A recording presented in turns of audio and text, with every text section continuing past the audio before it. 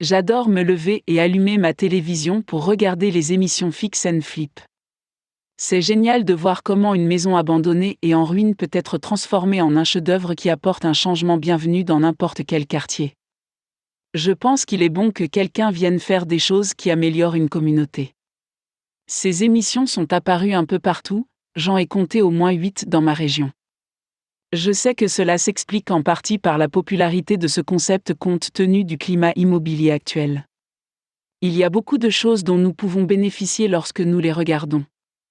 En tant qu'investisseur immobilier, je regarde les émissions avec un point de vue légèrement différent.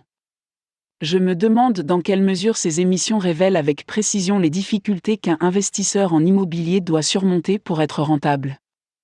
Je sais que les émissions doivent être montées pour la télévision et que l'on ne peut voir qu'une partie de ce qui se passe pour qu'une affaire fonctionne.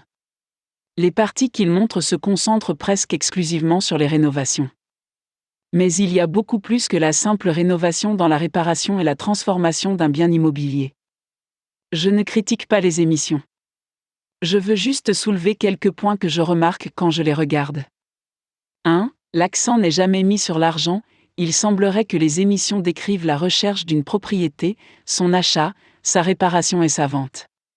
Si le processus était aussi simple, tout le monde pourrait être un flipper.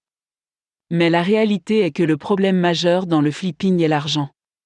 Si vous regardez quelques émissions, vous verrez que la plupart des flippers achètent ces propriétés en liquide. Pourtant, pour la personne moyenne qui cherche à faire du flip, il n'y a pas 500 000 € sur un compte en banque. Pour la plupart des personnes qui passent à la télévision, la raison pour laquelle elles ne parlent pas beaucoup d'argent est qu'elles en ont déjà.